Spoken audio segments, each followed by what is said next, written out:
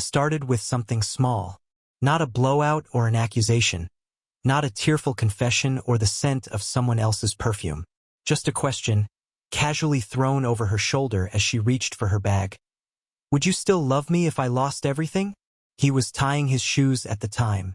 It was a Wednesday. Cold, gray, the kind of day that felt hollow even before it began. His fingers paused on the laces, his brow tightened for a second, and then he looked up to where she stood, coat already on, keys in her hand. She didn't turn around. She just stood there, still and poised like a statue waiting to be appraised. He laughed, softly, a little confused, and asked, "What kind of question is that?" That was the moment. He didn't know it yet. She didn't flinch, didn't repeat herself. She just kept still, waiting, letting the silence stretch until it stung. He tried again with a smile. "Of course I would. Don't be ridiculous." Now she turned, but only slightly, just enough to glance back at him with eyes that didn't match the smile she gave. Then she left. The door closed gently behind her. He wouldn't remember what he had for breakfast that morning, or what time she came home. But that question clung to him like a damp shirt. It was the tone, not the words. The way it was offered so casually but not innocently. As if it meant something. As if it mattered more than he could know. Days passed. She didn't mention it again. She didn't need to. Little things started to change. Not loudly, not violently, just subtly. Like how she stopped asking his opinion about things she used to care about. How she hesitated before answering when he said, "I love you," and the way her phone always seemed to be face down. He found himself trying harder, without knowing what he was trying for. Compliments, small gifts, remembering things she said months ago.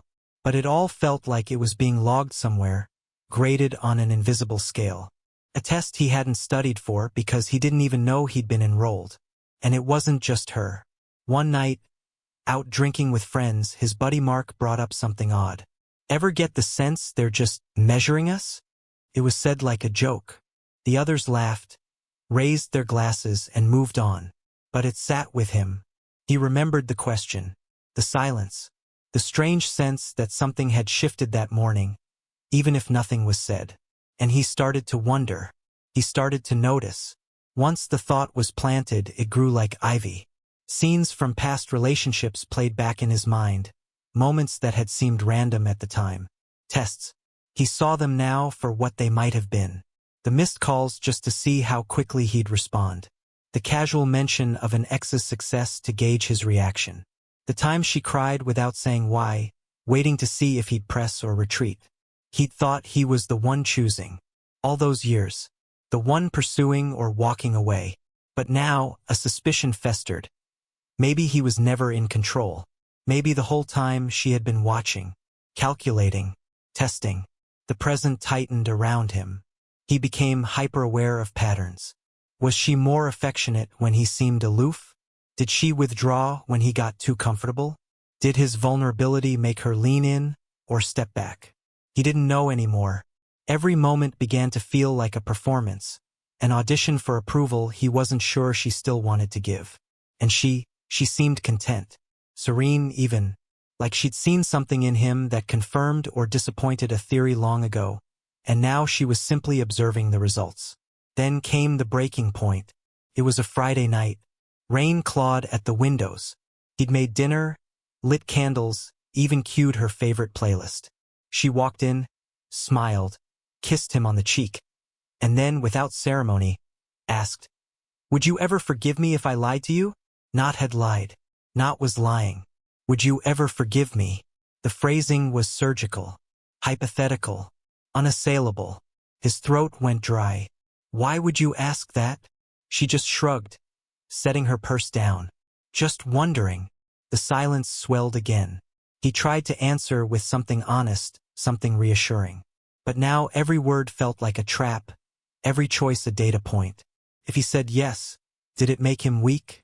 If he said no, was he rigid?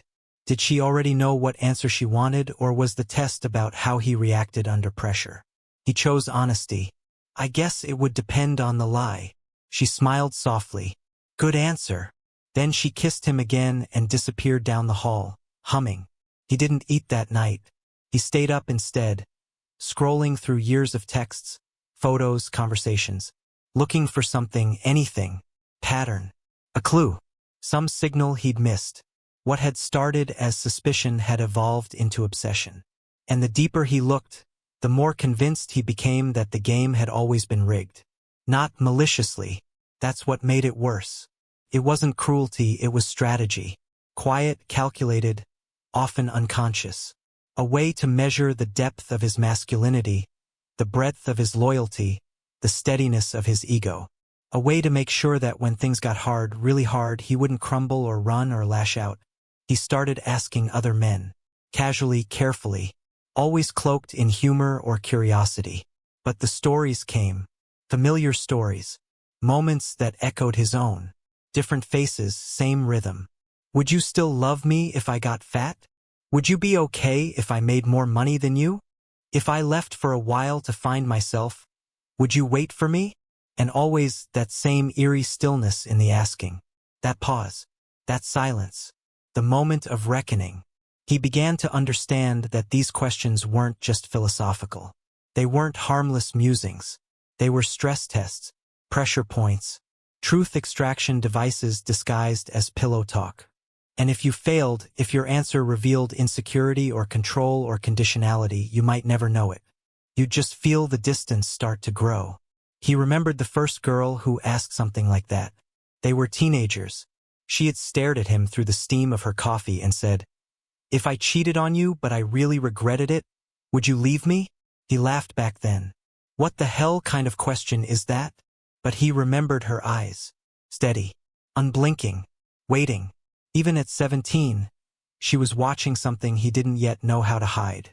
Maybe it wasn't even conscious. That's what he wrestled with most.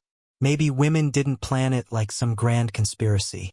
Maybe it was instinct, a filtering mechanism, sharpened by experience and necessity. Maybe the world had taught them that not all men could handle the truth, and that asking strange questions in safe moments was the only way to know who could. But that didn't make it feel less cruel. The man he'd been, the one tying his shoes on a gray Wednesday morning, he hadn't known any of this. He thought love was something you gave, and trust was something you earned. But maybe it was the other way around. Maybe trust was a test you passed or failed without knowing. And love was the prize or the punishment. He thought back to that morning again. Her coat, her keys, that question. Would you still love me if I lost everything? He had said yes. Of course I would. Don't be ridiculous. But he hadn't asked what she meant by everything. Her job, her family, her freedom, her faith in him.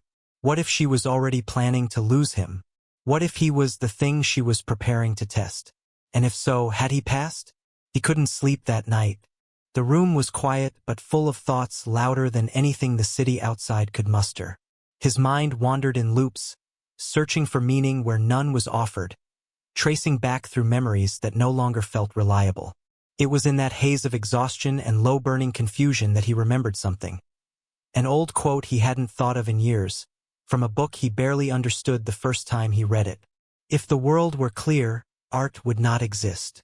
It had come from Camus back in college, one of those lines professors underline and murmur about with reverence, as if it explains everything and nothing at once.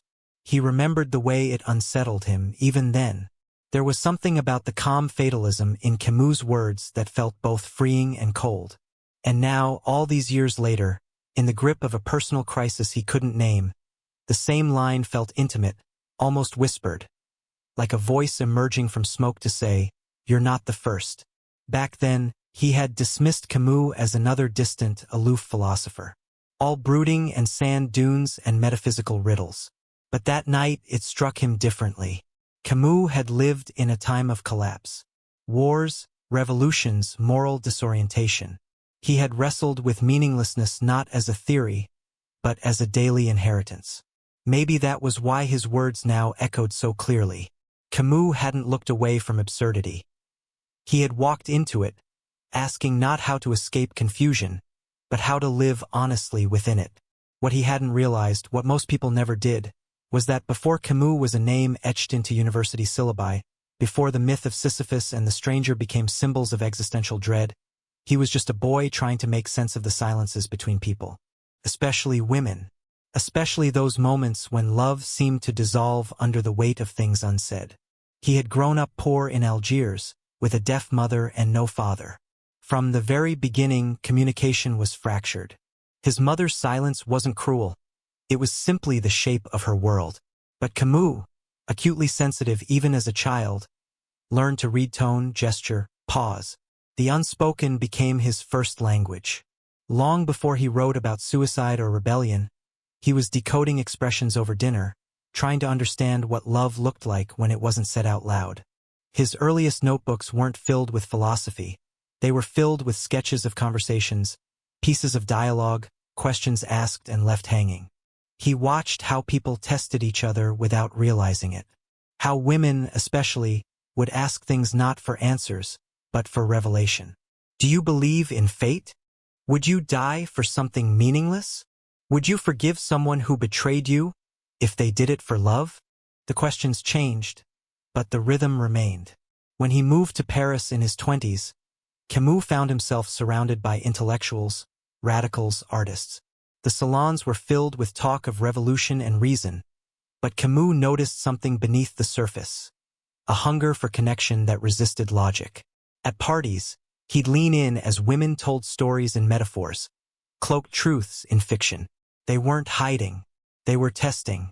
And for Camus, who had spent his childhood watching silences speak louder than words, it all felt familiar. He started writing more personally then, not just about the absurdity of existence, but the absurdity of love. The way people crave certainty in relationships but behave like gamblers. How we ask loaded questions with innocent smiles. How we create traps not out of malice, but out of fear of being unloved, unseen, unchosen. There's a passage buried in one of his lesser-known essays, rarely quoted, where he writes, "Every lover, in the moment of doubt, becomes both witness and judge. We do not ask, 'Do you love me?' To hear yes, we ask to know how the other will answer under pressure. We need proof of what we fear cannot be proven." It wasn't philosophy, it was experience. Camus had fallen in love more than once, and each time, it wasn't betrayal or boredom that unraveled things. It was testing. Subtle, persistent tests. One lover stopped speaking to him for days, just to see if he would chase her. Another asked if he would abandon his work to follow her to the countryside. He didn't. She left. Yet another claimed she had cheated, then took it back, then said she hadn't meant it. He never knew what to believe, but he began to notice a pattern. These weren't just personal quirks. They were archetypes, patterns played out across culture, time, and psychology. Women weren't malicious, he realized. They were responsive, tuning forks in a world of blunt instruments. Where men were taught to declare, women were taught to discern. To test not because they wanted to trap, but because they needed to know. Would he protect? Would he submit? Would he endure? Camus wasn't bitter about this. If anything, he admired it. He wrote once that women are more attuned to suffering because they are asked to live closer to the truth. That truth, he believed, was not what people said, but how they responded when confused, threatened, or afraid. And so, in the post-war years, as he rose to fame and won the Nobel Prize, Camus carried these observations quietly, threading them through essays and stories with careful subtlety. He never wrote a manifesto on dating. He didn't need to. The bones were always there. Beneath Massault's indifference, beneath the revolt of Sisyphus, beneath the sun-drenched violence of Algeria. In every silence, a question. In every question, a test. Toward the end of his life, Camus began work on a novel he never finished. Some fragments remain, and they reveal something rare. A love story. Not romantic exactly, but intimate. Two characters locked in orbit, both searching for something they could never say aloud. One fragment reads, "She asked him if he would still love her if she vanished. He said no. She smiled, relieved." Scholars have puzzled over that line. Why relieved? But anyone who's ever known the weight of testing would understand. It wasn't cruelty, it was clarity. A sign that the game was no longer necessary. When Camus died in a car crash at just 46, much of what he had planned was lost. But his notebooks, especially those from his early years, survived. And it was from these that a new wave of thinkers began to uncover a different Camus. Not just the philosopher of absurdity, but the chronicler of human frailty in the spaces between men and women. Decades later, his observations would take on strange new life. Not in the halls of academia, but in podcasts, YouTube monologues, and viral essays about modern dating. Often, the sources weren't cited. The ideas had simply soaked into culture, distilled through 1,000 reinterpretations. But if you trace them back through internet influencers and self-help authors and anonymous Reddit sages, you'd find echoes of Camus. The quiet testing, the loaded questions, the desperate search for proof in a world that offers none. And somewhere along that path, someone bold enough gave it a name, called it what it was. The shocking truth about why women secretly test men. A title Camus would have hated, but perhaps understood, because the truth was never shocking. It was old, ancient, reframed now for an era obsessed with transparency, power dynamics, and emotional labor. But beneath all that, it remained what it always was. A cry for certainty in a world that offers none. A demand for loyalty in a landscape of doubt. A whisper that says, "If I lose everything, will you stay?" And while Camus may never have spoken the language of dating coaches or relationship gurus, his work offered a quiet foundation. A reminder that human connection is absurd, beautiful, doomed, and worth pursuing anyway. That our questions, no matter how twisted, are often just prayers dressed in logic. It wasn't a journey Camus set out on deliberately, but it was inevitable. From the moment he started listening to silences, to the moment he died trying to escape them, his life had been one long answer to a question no one dared ask out loud. And somewhere, in the late hours of a modern night, a man scrolls through comments on a video he doesn't quite understand, feeling the weight of a question that still haunts him. Not because it was cruel, but because it was honest, and because he failed to see the test before it began. It begins not with deception, but with instinct. Long before we had language, before memory, before even ritual, we had risk. To love was to gamble. To choose a mate wasn't just a matter of desire, it was a matter of survival. And in that primal world, testing was never taught. It was inherited, buried in the soft tissue of the brain, passed through generations not as a tactic but as a tremor, an unconscious gesture toward security. Modern dating makes it feel manipulative, calculated, as if a woman, sipping wine across a candlelit table, is orchestrating some sly test designed to catch a man in the act of failure. But the truth runs deeper. Beneath the surface of every modern gesture is a scaffold of evolution, a framework built from thousands of years of uncertainty, loss, and adaptation. And once we peel back the cultural gloss, the games don't look like games at all. They look like survival mechanisms dressed in lipstick and casual questions. In evolutionary psychology, mate selection is one of the most studied, most debated arenas. But a consistent theme emerges across species. Reproductive investment shapes behavior. For women, historically and biologically, the stakes are higher. A single mating decision could mean pregnancy, vulnerability, or abandonment. The body keeps score even when the mind doesn't. So it develops strategies, subtle assessments, built-in detectors of strength, commitment, loyalty, status. Not because women are calculating manipulators, but because natural selection has favored those who, across generations, could better discern value. A glance that lingers too long on another woman. A flinch at commitment. A hesitation when asked about the future. These things don't trigger tests because they're suspicious. They trigger tests because they mirror danger, however slight. Danger of being left, of being second, of being invested in someone who won't protect or stay. The test is not a trap, it's a radar ping. A way of mapping the emotional terrain before stepping further. It happens in men too, but differently.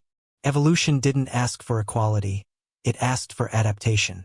And so men, shaped by a different set of reproductive challenges, evolved to detect cues of fidelity, beauty, and receptivity, signals of fertility and exclusivity. Their tests come in other forms, but the root is the same. a search for certainty in an uncertain world. Layered atop this biological foundation is a psychological one. Attachment theory, developed in the mid-20th century by John Bowlby and expanded by Mary Ainsworth, revealed that the ways we connect or fail to connect in childhood ripple through our adult relationships. Securely attached individuals trust easily. They seek closeness without panic. But those raised in inconsistent or emotionally unavailable environments often learn love through anxiety. They become hypervigilant, watchful, prone to testing, not because they enjoy it, but because they fear abandonment so deeply they'd rather destroy something than be surprised when it breaks. This kind of testing is often unconscious.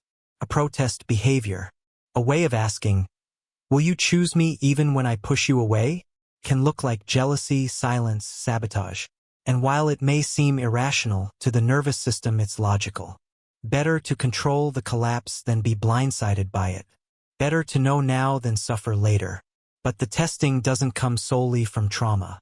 Social conditioning reinforces it, teaching women through media, family, and cultural scripts that being too direct is dangerous, that power lies in subtlety. From a young age, girls are taught to observe, to hint, to ask indirectly. A boy is praised for asserting himself. A girl is praised for being smart, mature, or charming, code for strategic. This conditioning primes women to communicate through nuance, often making testing feel like second nature. Romantic comedies, advice columns, even fairy tales are full of female characters who test men. Not cruelly, but cleverly. The princess pretends not to need saving. The heroine gives the hero one chance to prove himself. The message is encoded. The man must earn her trust, prove his worth, pass the trials. In many stories, he fails not because he's unworthy, but because he doesn't recognize the test for what it is. He reacts instead of responding. He gets defensive, not discerning. And so, in her eyes, he's failed not morally but emotionally. These patterns persist because they're reinforced by real-world dynamics. Vulnerability is dangerous. Directness invites rejection. And in a dating landscape flooded with uncertainty, ghosting, breadcrumbing, emotional unavailability, testing becomes a kind of armor. If he really cares, he'll pass. If he doesn't, better to know now. The irony is many of these tests are designed to fail. Not in the sense that the woman wants the man to lose, but in the sense that they are driven by fear rather than trust. The question, "Would you still love me if I gained weight?" isn't about weight. It's about reassurance. The question, "Why didn't you text me back right away?" isn't about punctuality. It's about priority. But when fear drives the question, no answer ever feels safe enough. And so the test repeats, becoming a cycle of need and disappointment. Still, in its purest form, the test is not malicious. It's diagnostic, like tapping a wall to hear if it's hollow. The knock is soft, but it speaks volumes. What returns, an echo, a thud, silence, tells us something about the structure we're trying to live inside. Men, often socialized to be solution-oriented and emotionally reserved, struggle with this form of communication. They mistake the test for a trap. They see it as a challenge to authority rather than a request for connection. And so they respond defensively or worse, dismissively, not realizing that what was asked was never the real question. She asks, "Do you even care?" And he answers, "Of course I care." But the tone says otherwise. The energy says, "Why are you accusing me?" And suddenly, she feels alone again, not because he failed to love her, but because he failed to understand the language of her fear. The tragedy isn't that people test each other. It's that they so rarely recognize it for what it is. A language. Primitive one, yes, but still a language. One built from thousands of years of trial and error, of biological imperatives and social teachings, of childhood wounds and cultural myths. To decode that language isn't manipulation, it's empathy. And yet, for all its roots in history and neurology, testing has become a flashpoint in modern culture. Online forums are filled with men railing against games, and women exhausted by unavailable partners. Everyone feels misunderstood. Everyone wants honesty. But honesty alone doesn't undo instinct. What helps is awareness, not just of the test, but of its origin. When a woman asks something roundabout, what is she really saying? When she creates a scenario, deliberately or not, that forces a reaction, what fear is she trying to soothe? What past wound is she replaying? Likewise, what story is the man living out when he pulls away, mocks the question, or shuts down emotionally? Perhaps his own tests are different. Perhaps his fear is not of abandonment, but of inadequacy. Perhaps he's still proving himself to ghosts of fathers or coaches or ex-girlfriends who said he'd never be enough. Seen in this light, testing stops being a battle. It becomes a mirror, a chance to witness not just the partner, but the self. To ask, why does this question scare me? Why do I need proof? What am I trying to protect? Some couples learn to move through this together. They spot the tests early. They talk about them without shame. Are you testing me? Becomes not an accusation, but an opening. I think I am, she might say. I think I'm scared you're going to leave like the last one did. And suddenly, what could have become a spiral becomes intimacy. The fear is named. The silence is broken. But that kind of honesty takes practice. And safety. And often a lot of failure first. Which brings us back to where we began. Not with deception, but with instinct. Not with manipulation, but with longing. The longing to be known without having to beg for it. To be seen without having to orchestrate a scene. To ask, in the oldest language we know, if I show you my uncertainty, will you still hold me?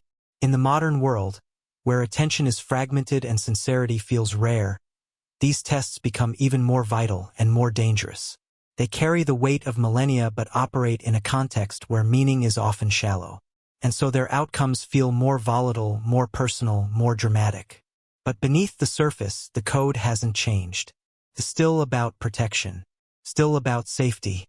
Still about finding someone who will stand firm not because they passed a test, but because they understood the reason it was given. If evolutionary roots and unconscious fear explain why testing arises, culture explains why so many men walk straight into it, smiling, unsuspecting, even grateful for the chance to prove themselves. The stage isn't set with cruelty or conspiracy. It's built from something far more dangerous. Kindness, or rather, the appearance of it. Soft edges, sweet slogans, comforting myths passed from mother to son, from teacher to student, from screen to screen, each one whispering that love is earned through effort, loyalty, and vulnerability. That good men try harder, wait longer, give more. That service is love, and to serve is to be chosen. It begins early in stories meant to soothe. The boy hears of the knight who slays dragons not for glory, but for her smile. He is told that strength is gentleness restrained, that real men don't quit when it's hard, that love means persistence, that feelings matter, that girls like honesty, that someday, someone will see all the beauty he hides beneath the surface and love him exactly as he is. None of this is wrong, and yet, none of it prepares him for the machinery he will meet.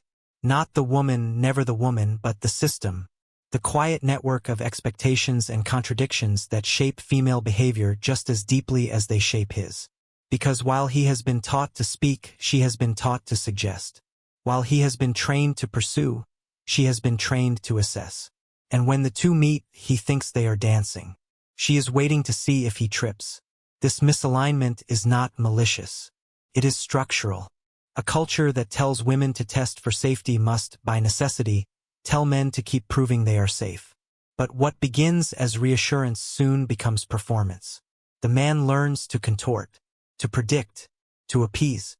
And every time he passes a test, by apologizing for what he didn't do, by offering more than what was asked, by explaining his loyalty again and again, he isn't just being evaluated.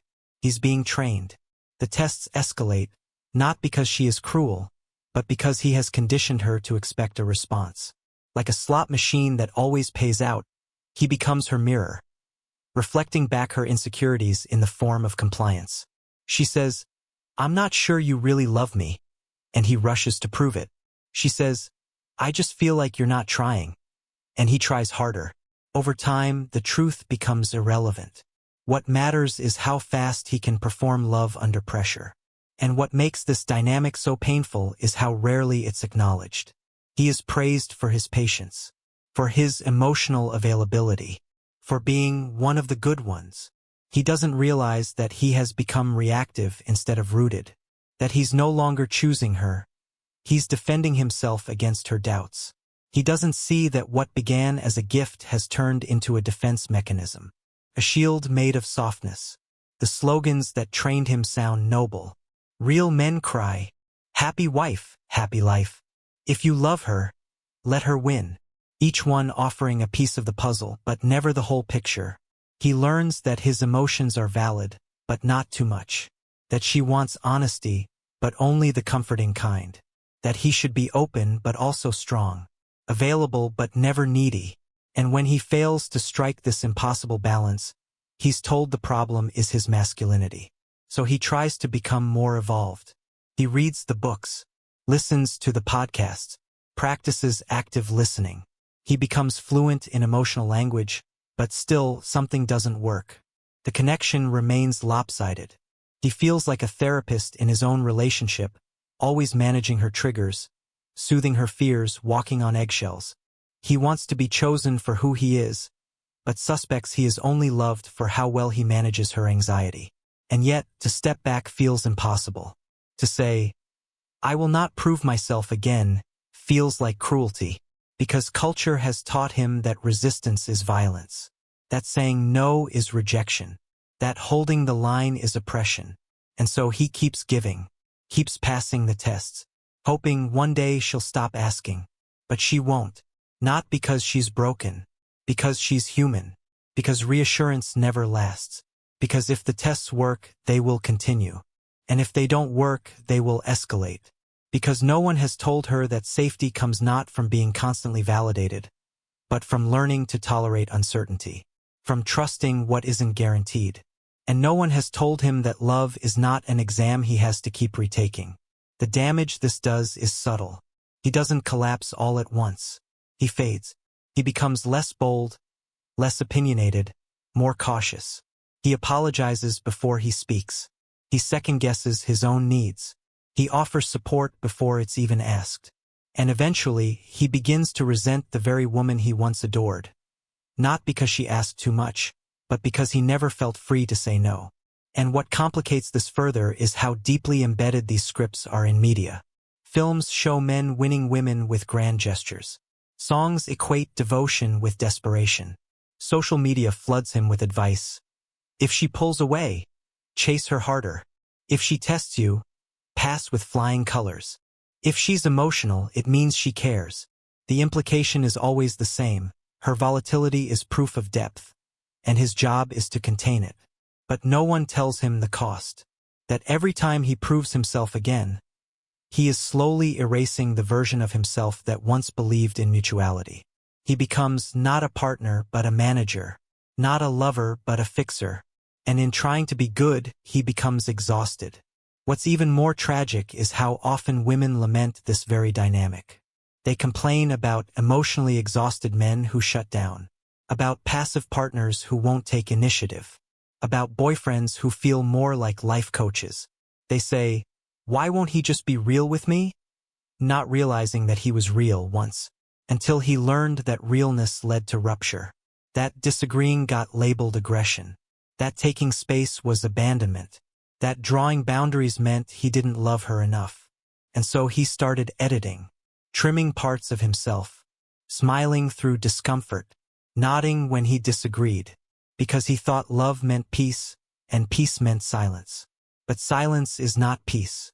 It's pressure, a slow build of unmet needs, unspoken truths, and invisible fatigue. And eventually it erupts, sometimes in anger, sometimes in apathy, sometimes in betrayal, not because he stopped loving her, but because he stopped recognizing himself. The solution isn't to harden. It isn't to swing toward detachment or dominance. It's to unlearn the myth that being a good man means constant sacrifice. To remember that love is not proven through pain. That boundaries aren't barriers, they're clarity. That passing every test doesn't make you strong, it makes you invisible. And perhaps most importantly, it's to begin recognizing the soft lies for what they are, comforting half-truths that soothe the surface while corroding the core. Lies like, she'll love you more if you're vulnerable. When the truth is, vulnerability must be earned and reciprocated. Lies like, she just wants to feel safe. When the truth is, safety cannot be engineered by one partner alone. Lies like, good men don't walk away. When sometimes walking away is the bravest thing a man can do. To deconstruct these lies is not to become bitter. It's to become clear. Clear about what love actually requires. Truth, mutuality, risk. Not endless proving. Not emotional labor disguised as connection. And once this clarity is reached, the tests lose their power. Not because they disappear, but because they are met with presence instead of panic.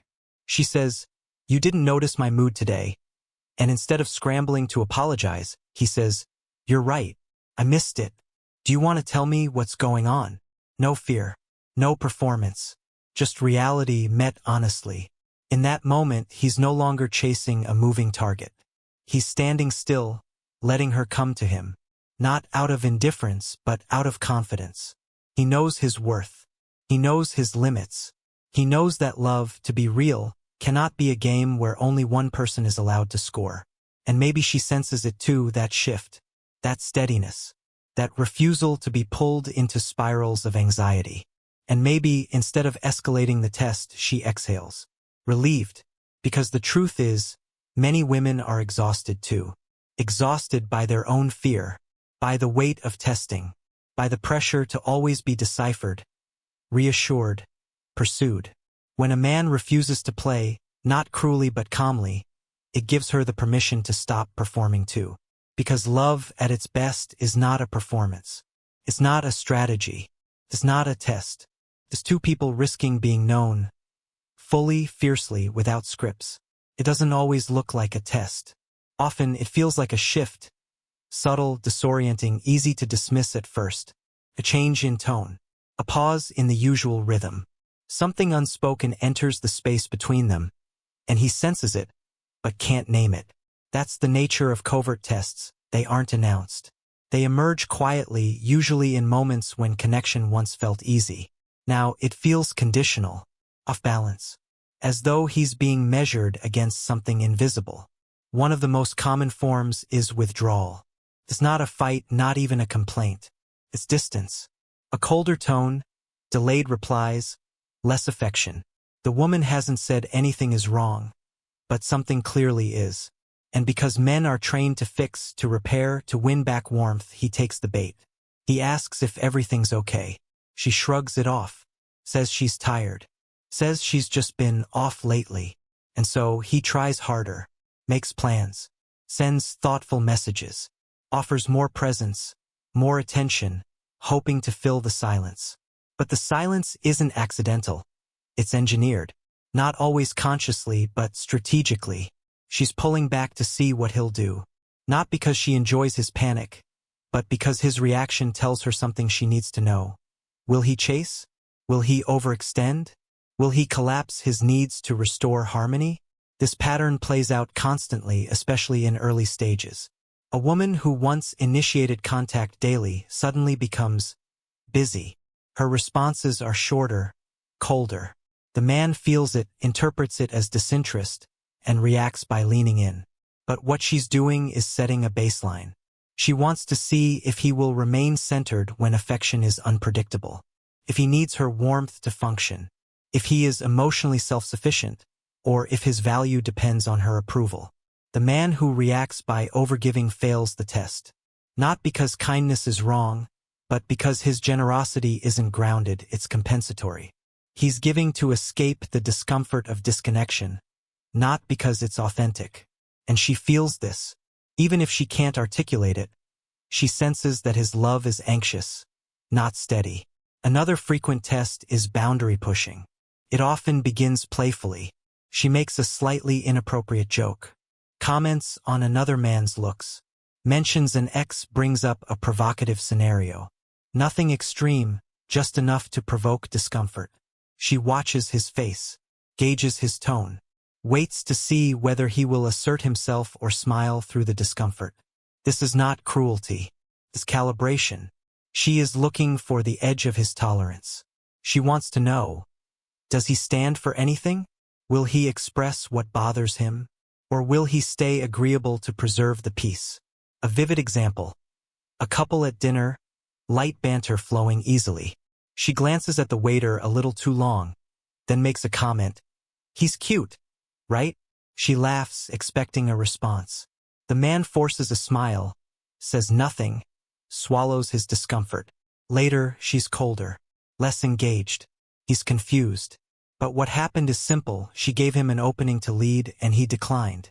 This test is about containment. Not dominance, but composure. She wants to feel that he will not fold under social pressure. That he can hold his ground without becoming possessive or insecure. That he can name what's off without escalating.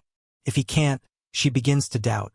Not because of the incident, but because of what it reveals about his frame. Then there are the emotional swings. High affection one day, aloof the next. Praise followed by subtle criticism. Intimacy interrupted by coldness. It's easy to interpret these as moodiness, or assume something external is causing the change. But often they are signals, deliberate shifts meant to test attunement. She wants to know, does he chase highs and panic at lows? Can he remain grounded when her mood is stormy? Does he mirror her fluctuations, or remain steady in his own center? An example. A woman who showers affection after a date, texting him constantly with warmth and praise. The next morning, she goes silent. Not cold, just absent. He checks his phone every hour. Wonders what changed. Sends a check-in message. No reply. His mind spirals. Did he say something wrong? Is she okay? Should he call? She replies late in the evening, brief, unenthusiastic. When they met, she was in crisis, grieving a breakup, unsure of her career, raw in that way that makes you feel needed. He stepped in gently as a friend first. He didn't push, just offered presence, steadiness, the kind of masculine care that expects nothing. At least that's how he told himself the story. But over time, his life began to shape around her turbulence. A call at 2 a.m.? He answered. A last-minute emergency? He canceled plans. A panic attack before his work meeting? He stayed on the phone, even if it meant arriving late. She never demanded. That's the trick. She never asked for more. But every time she was in need, he showed up faster, stronger, more intensely, until she no longer had to ask. What began as kindness became codependency. Not in his eyes, he thought he was proving devotion.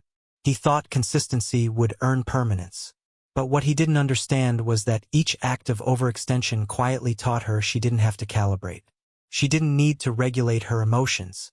He would always fill in the gaps. When she started criticizing him, it was gentle at first. A comment about his lack of ambition. A question about why he hadn't tried for a promotion. He brushed it off. She's just frustrated. Then came comparisons. Her ex was more assertive, more confident in a room. He laughed it off, tried to show he wasn't insecure. And then came the resentment. He didn't understand her anymore. He wasn't growing. He was always just there. And when she finally left, she said the words that haunted him. You were too easy. Darren was devastated. He had given everything. She even cried when she left. Told him how safe he made her feel, how kind he was, how rare that kind of love is. But it wasn't enough. Not because he lacked value, but because he lacked edge. What Darren didn't see was that her pain had always been a test. Not a manipulative one, but a primal one. Could he be there for her without dissolving himself? Could he show care without collapsing boundaries? The more he proved he was there no matter what, the more she stopped believing he was there by choice. He became the emotional janitor, present, reliable, and eventually invisible. In that invisibility, the attraction died. And then there's Lucas. Lucas wasn't soft. He was playful, smart, slightly arrogant.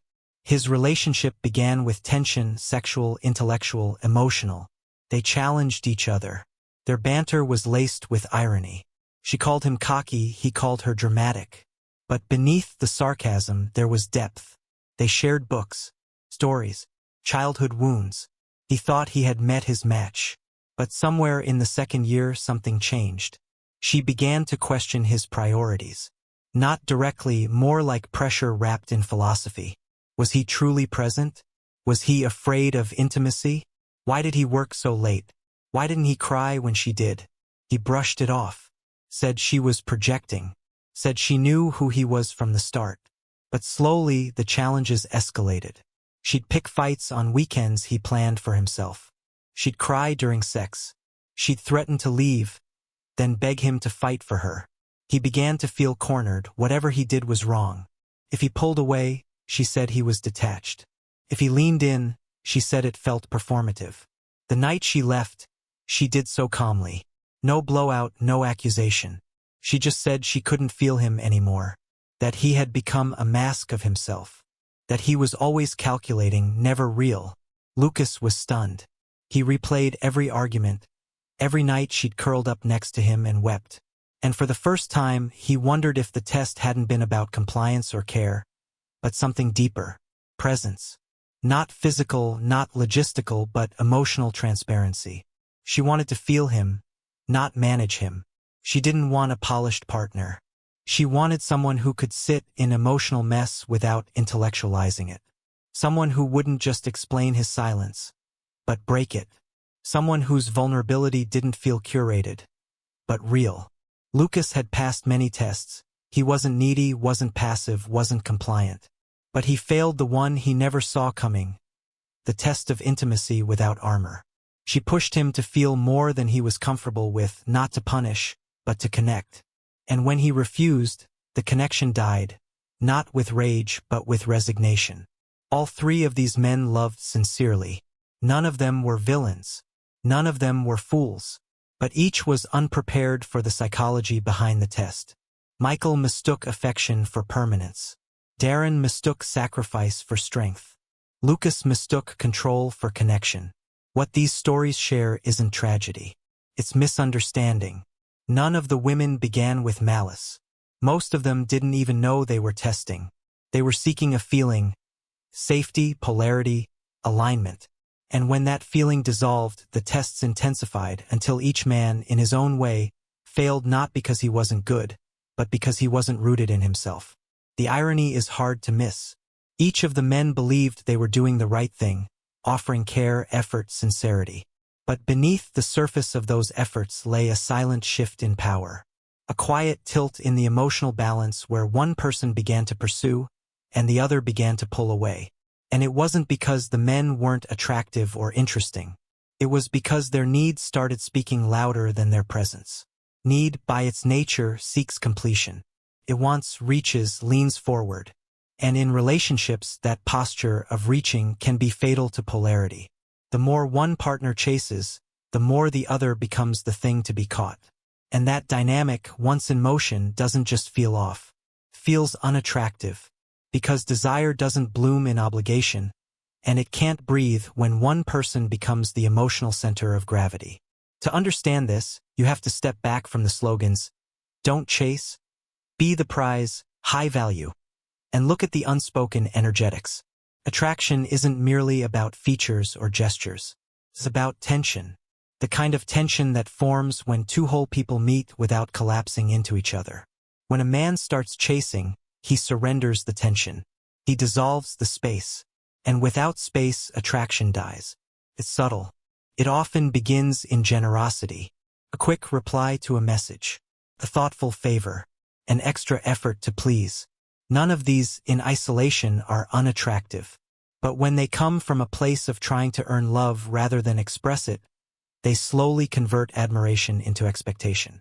What began as mutual interest becomes a dynamic where the woman holds the emotional currency, and the man trades his boundaries for the hope of continued access. The word most often used to describe this is nice. But nice isn't the problem. It's what that niceness conceals. A man who overgives often isn't doing so out of strength. He's doing it out of fear. The fear that without constant effort, she'll lose interest. That his worth lies in performance, not presence. And that fear, even if unspoken, is felt. It registers not as devotion, but as need. And neediness, even when wrapped in good intentions, repels. This isn't just romantic folklore, It's rooted in human psychology. Desire thrives where there is autonomy. We are drawn to what has value on its own, not to what molds itself around our moods. A man who chases gives away his grounding. He becomes reactive, living by her signals. Did she text? Did she smile? Is she pulling away? And in trying to manage her state, he loses his own. Abundance, by contrast, operates from a different core. A man in abundance doesn't withhold to play games. He simply doesn't pursue what threatens his peace. He can love and still walk away. He can care and still maintain his center. He doesn't chase because he doesn't need to be chosen to validate his worth. And paradoxically, that self-containment is magnetic. When a woman senses that a man is rooted in himself, not emotionally vacant, but solid, something changes. She can relax. She no longer feels responsible for maintaining his happiness. She no longer feels the unspoken burden of being his emotional son. And in that relief, attraction reawakens. Because now there's polarity again. Not opposition, but complement.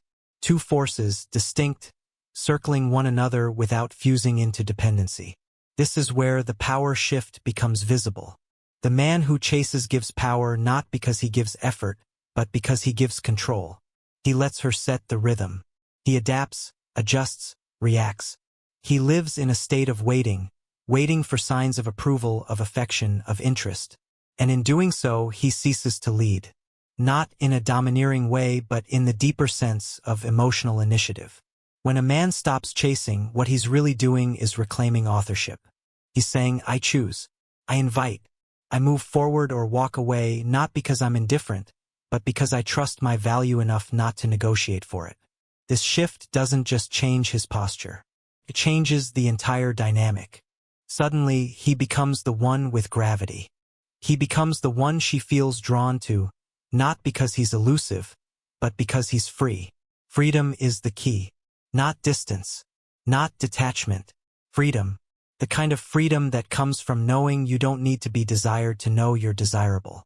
From knowing that your joy, your depth, your presence, none of it is contingent on being wanted. That freedom creates space, and space creates desire. Of course, this doesn't mean passivity. It doesn't mean waiting on the sidelines, aloof and disinterested. True abundance isn't icy. It's warm and complete. A man in abundance doesn't avoid connection. He just doesn't compromise his essence to sustain it. He's not chasing because he's already home in himself. He can offer, love, laugh, lead, but he never leans forward so far that he forgets his spine. To chase, in contrast, is to bend, to compromise, to become an emotional contortionist hoping to fit into someone else's preferences. And no matter how noble it feels, it erodes attraction at its root. Because no one can respect someone who disrespects themselves. And chasing is, at its core, a soft form of self-abandonment. Think of how children test boundaries. Not to torment, but to see where the edges are. To know if the structure will hold. Adults do the same in quieter ways. We test each other emotionally, not to harm, but to discern. Are you solid? Are you still yourself when I'm stormy? Can you remain when I waver, without dissolving into my uncertainty? When a man chases, he fails that test. Not because he's unkind, but because he shows he needs her approval more than he needs his integrity. And when that happens, attraction shifts. She may still enjoy his company. She may still value his loyalty. But the spark dims. Because deep down, she no longer feels pulled toward him. She feels responsible for him. And responsibility kills desire. This is the unspoken equation that governs the dynamic. The more you need her to choose you, the less she wants to. Not because women are cruel, but because attraction is not a transaction. It's a dance. And that dance needs tension, rhythm, polarity. A man who is rooted creates that naturally. He doesn't flinch when affection pauses. He doesn't rush to fix emotional weather. He stays. He breathes. He lets her come to him, not from indifference, but from confidence. And that stillness isn't passive, it's powerful. It communicates. I won't chase, because I'm already enough. And if you step back, I won't crumble. I'll keep living, and loving, and leading. This is what separates the prize from the prey. Prey is reactive.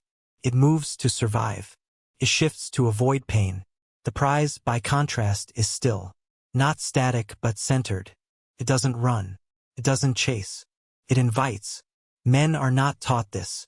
They are taught that love is earned through effort. That if you just care enough, try enough, adjust enough, she'll stay. But effort without center is exhausting to receive. No one wants to feel like they are the source of someone's worth. And when a man makes a woman his purpose, she eventually wants to run. Not because he lacks value, but because he gave it all away. The shift from chasing to claiming is not one of attitude, it's one of identity. It asks a man to stop asking what she wants and start asking what he chooses. To stop measuring himself by her reaction and start embodying his own standard. It's not selfish. It's necessary. Because only in that space can genuine connection emerge, not one born of performance, but of presence.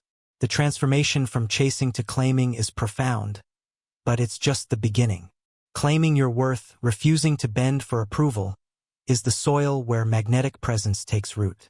To become truly magnetic, a man must cultivate a psychological sovereignty so resilient that no external validation can shake it.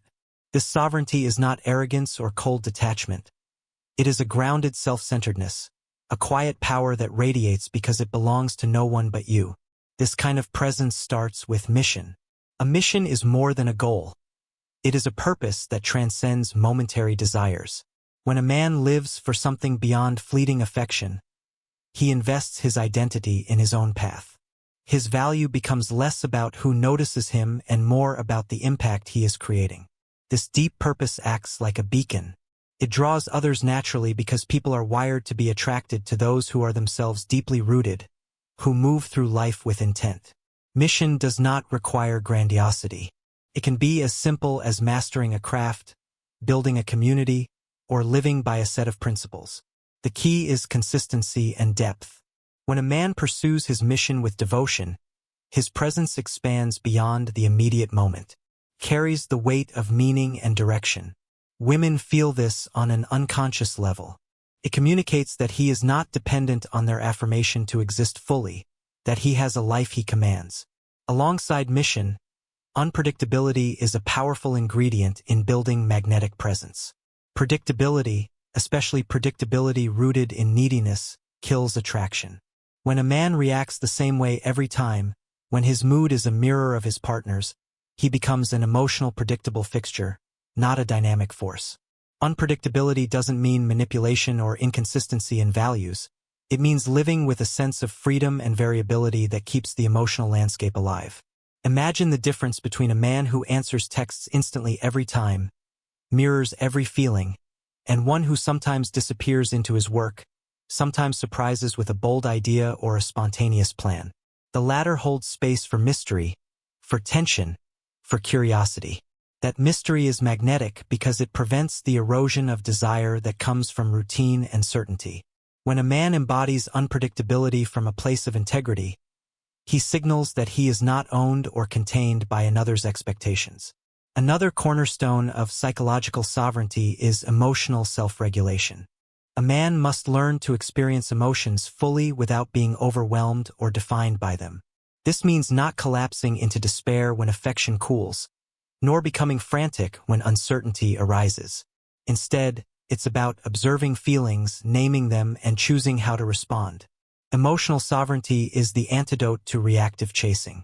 It creates a stable center that others instinctively trust. This stability does not come from suppressing emotions or detaching from intimacy. It comes from mastery, knowing that feelings come and go, but your essential self remains. When a man demonstrates this mastery, he becomes a safe harbor in the emotional storms of relationship testing. He no longer becomes prey to tests because his reactions no longer feed the cycles of need and validation. Instead, he remains a calm presence that invites connection without desperation. Physical presence is inseparable from psychological sovereignty. How a man carries himself, posture, eye contact, voice tone, and pacing speaks volumes before a word is uttered. Developing physical confidence is part of building magnetic presence because it reinforces internal certainty. When a man walks as if he owns his space, others sense it. This embodied confidence reduces the need to over-explain or over-justify. It tells a silent story of self-possession. Purpose, unpredictability, emotional mastery, and physical presence all feed into one central truth. A man's value is his own. It is not borrowed from admiration or earned through pleasing. This is the hard-won territory of psychological sovereignty, and it requires both courage and discipline. It demands that a man confront his fears of rejection and abandonment, not to eliminate them, but to learn how to live despite them. This journey is not linear. There will be setbacks, moments when old patterns of chasing resurface. But with each step deeper into sovereignty, the magnetic presence strengthens. The man becomes less reactive to tests and more proactive in defining his own experience. He learns to invite connection on his terms, not as a plea but as an offering from a place of fullness. In practice, this looks like living according to personal standards that aren't negotiated to gain approval. It means setting boundaries that protect emotional energy and enforce respect. It means knowing when to say no without guilt and when to walk away without regret. It means choosing companions who enhance your mission and values, not drain or diminish them. Cultivating unpredictability involves embracing curiosity about life and people, resisting the temptation to predict or control outcomes. It means allowing moments of silence without rushing to fill them. It means taking risks in small ways, expressing genuine thoughts, trying new activities, showing humor or vulnerability in unexpected moments. These choices signal a life that is vibrant and self-directed, rather than reactive and tethered. Emotional sovereignty can be developed through practices such as mindfulness, journaling, or therapy, methods that foster self-awareness and regulation. Learning to recognize triggers and habitual reactions opens the door to choice rather than reflex. This choice is the essence of sovereignty, the power to decide who you will be regardless of external circumstances. Physical presence can be refined through posture work, breath control, and movement awareness. Simple habits like maintaining eye contact, slowing your speech, or standing tall can recalibrate how others perceive you and how you perceive yourself. These shifts in the body reinforce the inner work, creating coherence between who you are inside and what you express outwardly. Together, these elements create a feedback loop. As mission grounds you, unpredictability enlivens you. As emotional mastery centers you, physical presence manifests it. The man who cultivates this blend stops being a passive recipient of others' emotional tests and becomes the architect of his relational world. Importantly, this is not about becoming unapproachable or distant. True magnetic presence is warm, inviting, and authentic. It attracts not by playing games or withholding, but by embodying wholeness. Women sense this as safety, a space where their own complexity can be mirrored without judgment or need. This road to psychological sovereignty ultimately leads to freedom. Freedom from the endless anxiety of approval seeking. Freedom from the exhaustion of emotional chasing. Freedom to engage in relationships as equals, not prey and predator. The man who walks this path invites connection not by pleading or performing, but by simply being himself in a way that others naturally want to approach. Such presence creates the conditions where tests lose their power. Because a man rooted in himself cannot be shaken by covert trials or emotional manipulation. Instead, he responds from a place of integrity, signaling that his worth is inherent, not conditional. This shift transforms the relationship dynamic. It moves from a game of chase and retreat to a dance of mutual respect and genuine attraction. When a man is sovereign, he does not just attract women. He inspires respect, loyalty, and deep connection. His presence becomes a force that encourages others to show up fully, not out of obligation, but out of desire. Building this presence takes time, patience, and honest self-reflection. It requires stepping outside the cultural narratives that equate masculinity with domination or emotional suppression, and instead embracing a fuller, more nuanced identity. It means integrating strength with vulnerability, confidence with humility, and independence with connection. In essence, Cultivating magnetic presence is a journey back to yourself. It's a reclaiming of your identity beyond the scripts, tests, and performances that modern dating often demands. When a man roots his value in himself, he becomes unshakable, a prize not because he wins approval, but because he never needs to. Having cultivated a presence rooted in psychological sovereignty, a man gains a crucial advantage: the ability to recognize and navigate the covert tests that once threatened to undermine him. But awareness alone is not enough.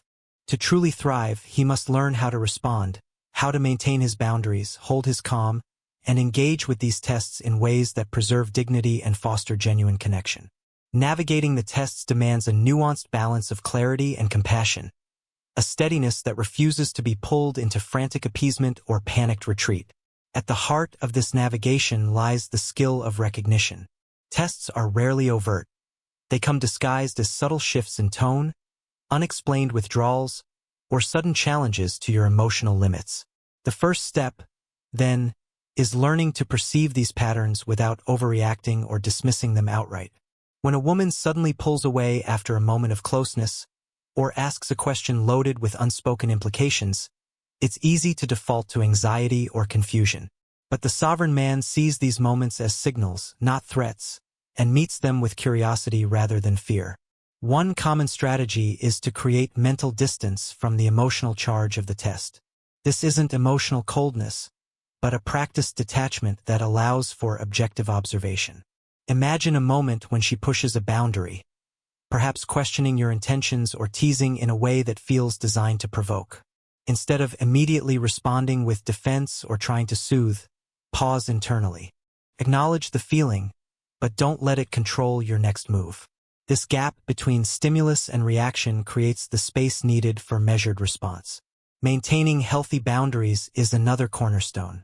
Boundaries are not walls but clear lines that communicate what you will accept and what you will not. These lines protect your energy and signal respect for yourself.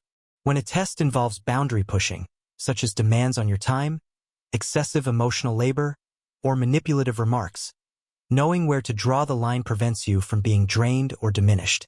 Setting boundaries with calm confidence changes the dynamics dramatically. Instead of escalating tension or yielding to guilt, a simple and direct statement often suffices. For example, if someone tries to provoke jealousy or emotional overreaction, responding with steady composure and a light but firm refusal diffuses the test. Saying, "I'm not comfortable with that," or "I prefer we talk about this calmly," signals that you are not a playground for emotional games. It establishes respect without hostility. Another crucial aspect is presence, the ability to remain anchored in yourself while others fluctuate around you. This presence communicates safety and stability. When faced with emotional swings or sudden withdrawal, reacting with panic or frantic reassurance only feeds the cycle of testing.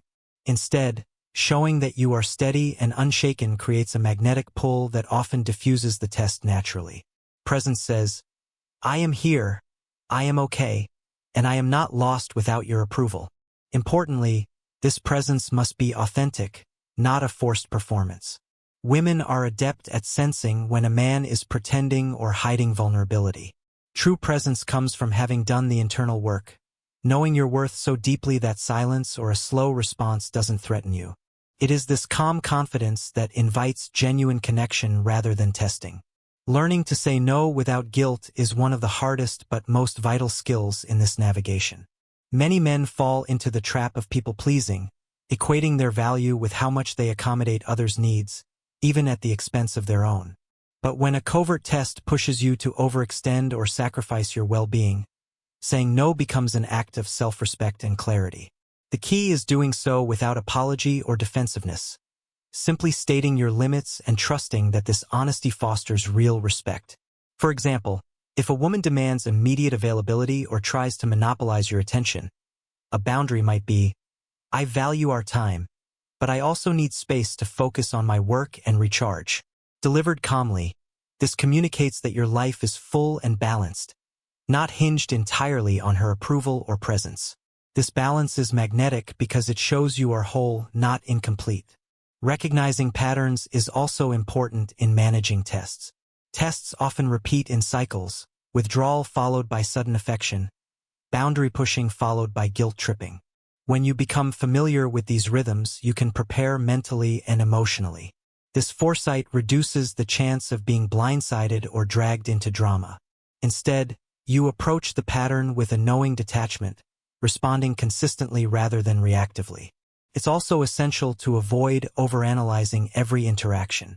While awareness is critical, turning every conversation or mood shift into a test can create paranoia and tension. The sovereign man trusts in his own stability and allows space for normal fluctuations in mood and communication. Not every withdrawal is a test, not every silence a punishment. Keeping this balance prevents unnecessary strain and maintains natural flow. When you do recognize a test in progress, the question becomes how to respond in a way that preserves your calm and dignity. One effective tactic is reflective communication, acknowledging the emotion or behavior without escalating it. For instance, if someone expresses anger or frustration in a testing way, a response such as, "I hear that you're upset. Let's talk about what's behind that," shows empathy without capitulation. It shifts the interaction from game-playing to genuine dialogue. Sometimes, disengaging from the test entirely is the wisest choice. Not every test deserves a response. Silent confidence can be the most powerful message. When a man doesn't chase, doesn't panic, and doesn't react with defensiveness, the test often loses momentum. This restraint is a demonstration of self-command that disarms attempts to provoke. However, detachment should not become coldness or indifference. The balance is subtle, showing you care enough to listen but not so much that you lose yourself in the other's emotional manipulations.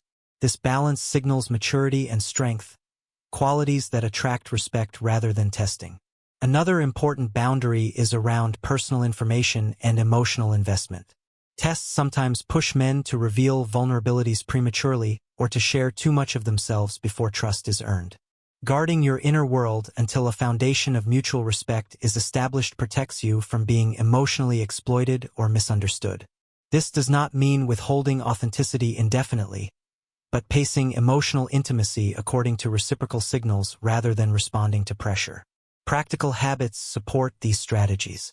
For example, pausing before replying to a difficult message allows you to regulate your emotions and craft a thoughtful response rather than reacting impulsively.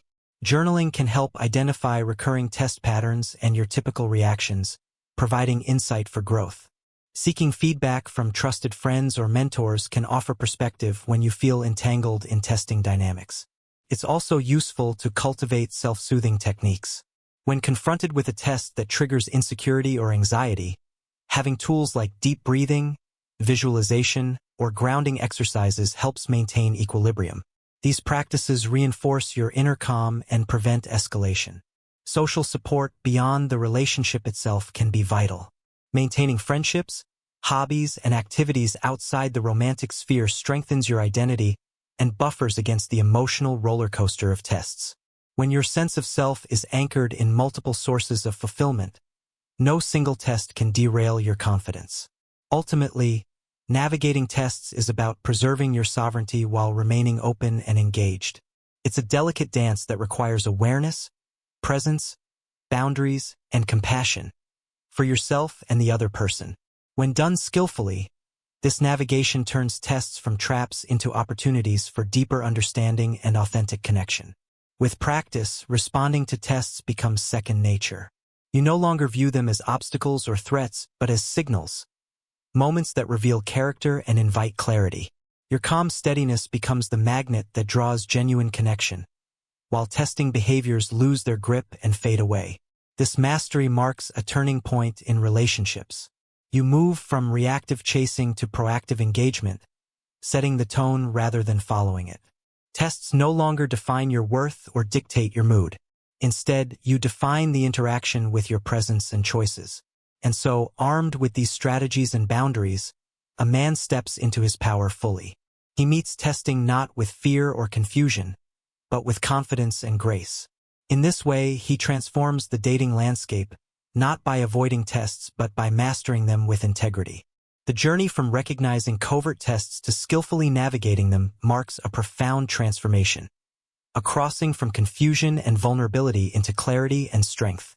But this transformation does not merely end with passing tests or erecting boundaries. It culminates in reclaiming something far deeper, the core of masculine polarity, a force that pulses beneath every authentic connection and relationship. This reclamation is not about control or domination, but about standing firmly in your own power, embodying a presence so solid and so unmistakable that manipulation loses its grip and freedom becomes the norm. To live as a sovereign man is to live with what can be called a fire-forged reality, a life shaped and tempered by challenge, resilience, and unyielding self-awareness. Like steel hammered on an anvil, your character, values, and purpose are forged in the heat of trials, including those subtle, emotional tests that once threatened to consume you. This forging is not just survival, it is rebirth into a new paradigm where you call the shots, where you are the prize rather than the prey. Reclaiming masculine polarity begins with understanding its essence. It is not about aggressive posturing or rigid roles, but about embodying the qualities that naturally attract and hold respect. Confidence without arrogance, strength without cruelty, presence without desperation. It is the polarity between need and abundance, between groundedness and openness, between a clear inner compass and the capacity to adapt gracefully. This polarity creates magnetic tension that pulls others in without effort and without games. The first step in reclaiming this polarity is standing firm in your truth. To do so means to know who you are beneath the surface, the beliefs, desires, and boundaries that define you independently of others' opinions or approval. When you stand firm here, you become impervious to manipulation because your foundation is solid. The tests that once rattled your core become mere ripples on a vast, unshakable lake. This firmness also manifests in emotional sovereignty. The sovereign man recognizes that while emotions are valid and important, they do not dictate his actions or self-worth. He processes feelings internally with discipline and chooses responses that serve long-term integrity rather than short-term appeasement. This emotional mastery is a beacon to others, signaling that you are a safe harbor amid turbulent waters, not a ship tossed about by every gust. Living this fire-forged reality also means embracing freedom. Not only freedom from manipulation but freedom in thought, action, and expression. This freedom allows you to pursue your mission, purpose, and passions without hesitation. It means aligning daily habits and choices with your deepest values, crafting a life that feels meaningful and authentic. Freedom here is the ability to say no without guilt, to walk away without regret, and to love without losing yourself. Central to this transformation is the understanding that freedom and connection are not mutually exclusive. True masculine polarity invites intimacy on your terms, not as submission to emotional games but as a shared experience between equals. This is where relationships thrive, when both parties meet as sovereign beings, free yet committed, present yet independent. It is a dynamic tension, not a stifling bond. Achieving this balance requires ongoing vigilance and growth. Tests may not disappear entirely, for they are woven into the social fabric and human nature itself. But from the vantage point of sovereignty, they lose their power. You respond from a place of calm assurance rather than reactive anxiety, turning tests into conversations, challenges into opportunities. The transformation also ripples beyond relationships into every area of life. In career, friendships, and personal endeavors, the sovereign man acts with clarity and purpose, refusing to be sidelined by uncertainty or external validation. His magnetic presence opens doors, inspires trust, and commands respect. This integrated power attracts not only romantic partners but also collaborators, mentors, and communities aligned with his vision. This reclamation journey is deeply personal but never solitary. It involves cultivating a tribe or support system of like-minded men who embody and encourage this sovereignty. Together, they form a collective force of authenticity and strength, raising the bar for what it means to be a man today. They share insights, challenge each other's blind spots, and celebrate victories, large and small. At the core of this epilogue is a call to action, a summons to stop being a victim of covert tests and manipulations and to step into your full masculine power.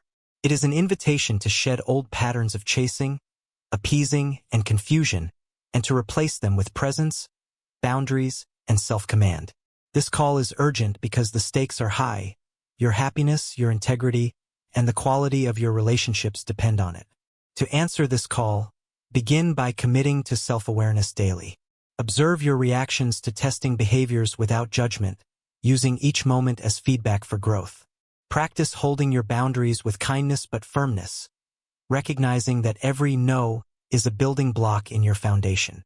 Cultivate emotional resilience through mindfulness, reflection, or coaching, strengthening your capacity to respond rather than react. Simultaneously, fuel your mission and purpose.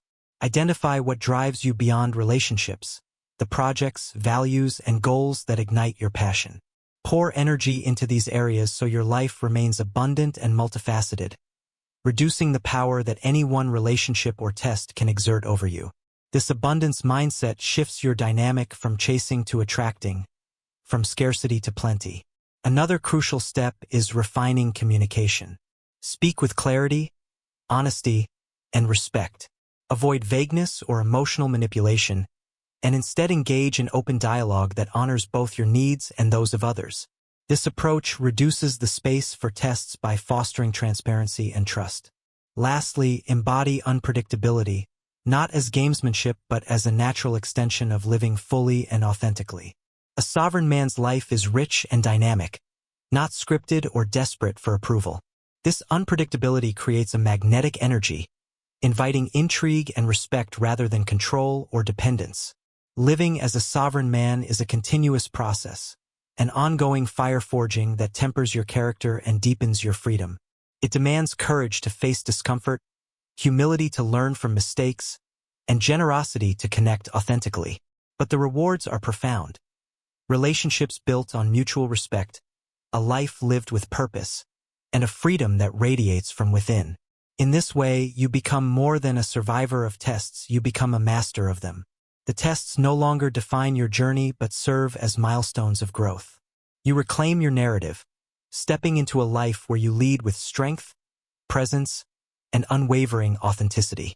This epilogue is not an end but a beginning, a spark igniting a lifelong quest for mastery, freedom, and genuine connection.